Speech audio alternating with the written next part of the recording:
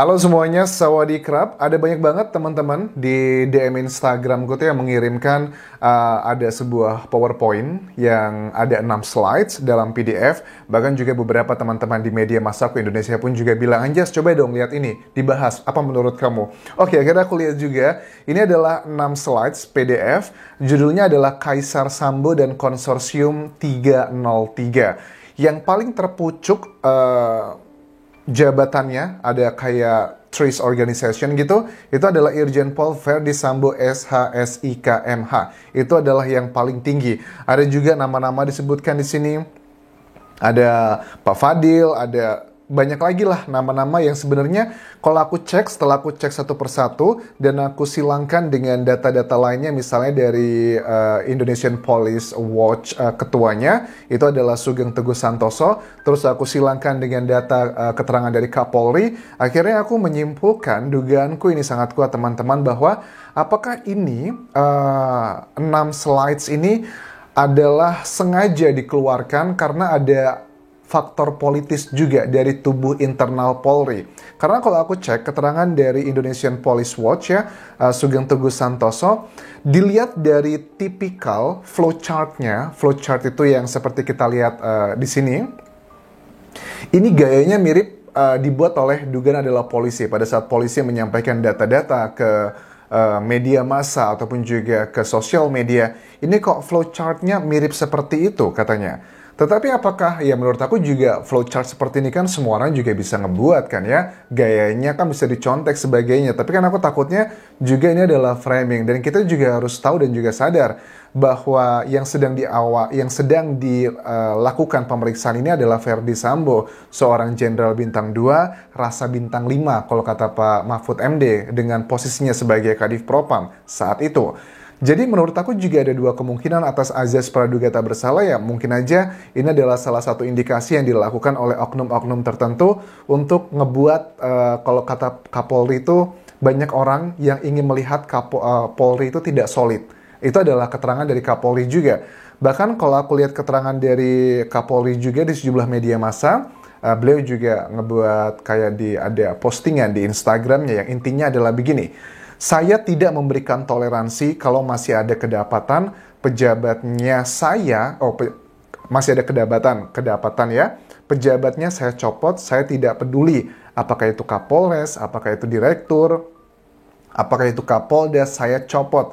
Demikian juga di Mabes, tolong untuk diperhatikan, akan saya copot juga. Menurut Pak Listio seperti itu. Ini adalah kasus-kasus ya, misalnya judi atau illegal mining dan sebagainya lah. Karena memang ya ada banyak oknum-oknum yang melakukan aksi-aksi untuk mencari uang di hal seperti itu. Tapi Pak Listio menegaskan saya akan copot. Well, it's good gitu, it's good news. Karena dari atasnya sudah sangat vokal seperti itu.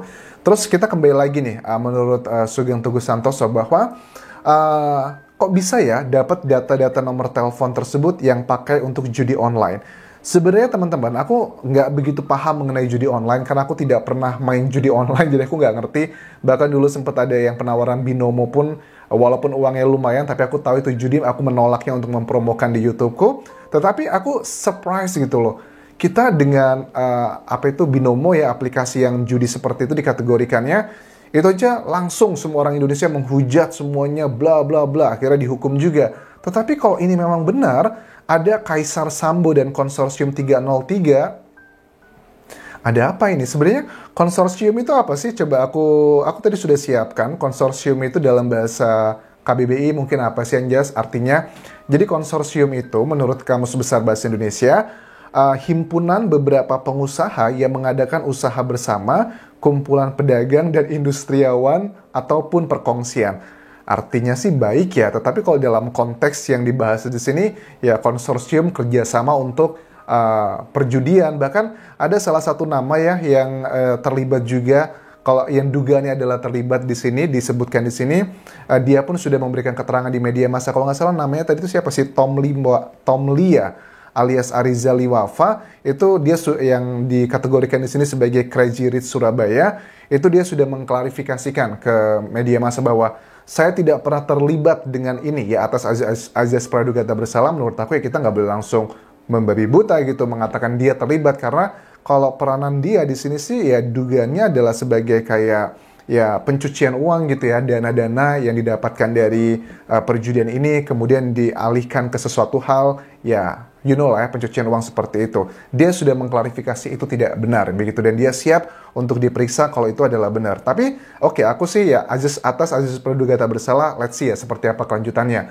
Tetapi kalau aku lihat dari 6 slide ini teman-teman, ini banyak nama-nama besar. Irjennya itu ada berapa nih? Ada 1, 2, 3, 4, 5, 5 sih irjennya di sini. Kalau aku lihat dari yang paling atas itu ada 5 irjen di sini. Wah, ini banyak banget loh irjennya ini. Tetapi ada nama-nama irjen dan nama-nama dari anggota Polri ini yang tidak terlibat dalam kasus, maksudnya terlibat dalam pemeriksaan Verdi Sambo. Apakah dugaannya ini ada oknum-oknum, mungkin dugaan di tubuh Polri sendiri yang menggunakan momen tentang kasus Verdi Sambo ini untuk melakukan penjagalan ke teman-teman ataupun juga kolega ataupun juga atasan yang lainnya. Ini juga yang disampaikan dari Ketua Indonesian Police Watch juga ada arah ke sana juga nih. Ada politiknya tinggi kan, kasus ini tuh politiknya tinggi banget, aku harus mengakui teman-teman.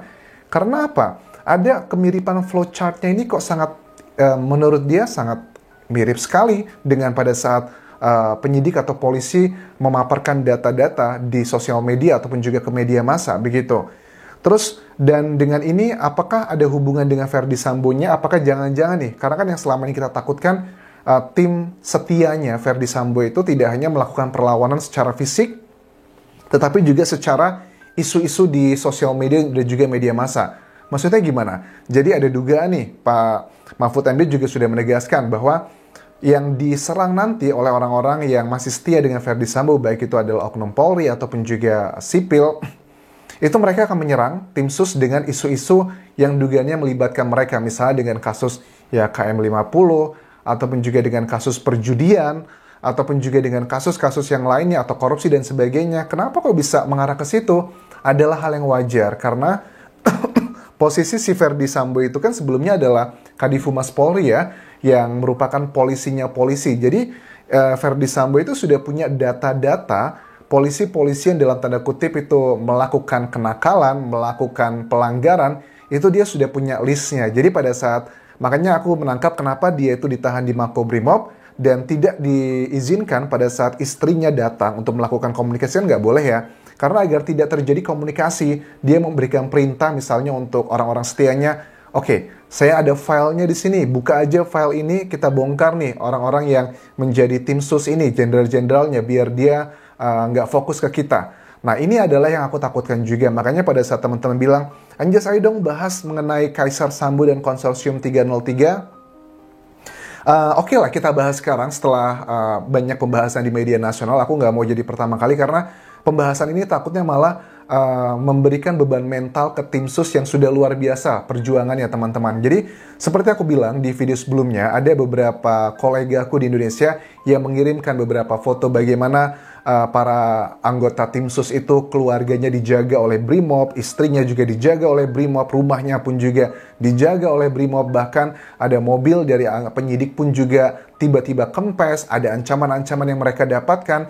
Jangan sampai mereka lagi berjuang benar-benar, terlepas itu dia mereka beneran terlibat kasus yang lain atau enggak, itu mereka ada beban psikologis gitu. Ini juga sama Pak Mahfud MD juga mengatakan nanti kalau dia isunya dibongkar-bongkar sekarang ini, ya dia ngerasa udahlah daripada saya maju kena mundur kena, mendingan ya udah saya bela Sambo aja begitu. Nah, ini kan yang menangani polisi. Kalau sudah tim susnya juga ada mental psikologi ke sana, ya bahaya. Siapa lagi dong? Nah, makanya kalau dari tim kuasa hukum Brigadir J selalu mengatakan, ayo dong ada gabungan nih antara TNI Angkatan Darat, TNI Angkatan Udara, bukan LPSK maksudnya, dengan yang lainnya, lembaga-lembaga lainnya, penegak hukum lainnya bersatu gitu untuk menangani kasus ini karena dugaan-dugaan terjadinya ada kepentingan yang tersandra satu sama lain karena ada kesalahan-kesalahan di masa lalu yang kemungkinan besar akan saling membongkar karena posisi Verdi Sambo sebagai polisinya polisi yang dia tahu nih daftar list orang-orang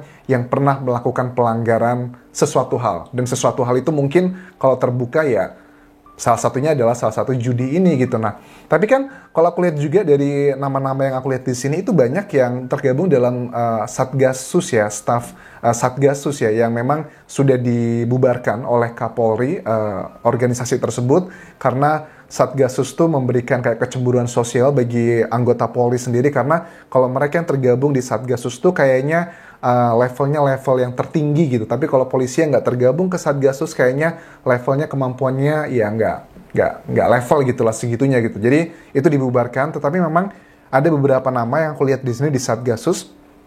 Aku lihat ada 1, 2, 3, 4, 5. Paling nggak ada 6 deh. Aku lihat secara sekilas 5 lah, 6 atau 7 yang di sini itu tergabung dalam Satgasus. Jadi kalau ini adalah dari Verdi Sambo, timnya bisa aja. Tapi kalau ini dari Polri juga, bukan timnya Verdi Sambo, juga bisa aja karena dia memanfaatkan, karena ada beberapa nama yang tidak terlibat dalam tim SUS. Kenapa kok juga dimunculkan? Berarti ya ada politis juga teman-teman, masalah jabatan dan sebagainya.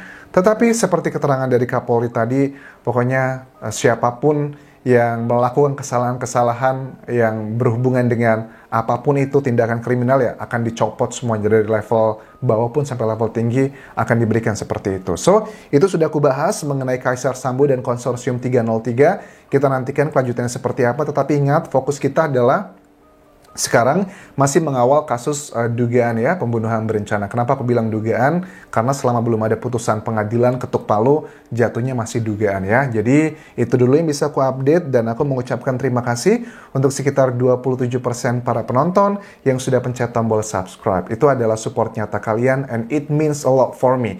Ngasih aku semangat untuk terus mengawal kasus ini hingga tuntas sampai di persidangan nanti. Yang belum subscribe, please subscribe ya. Sampai ketemu lagi di video berikutnya. Kapun kerap semuanya. Bye-bye.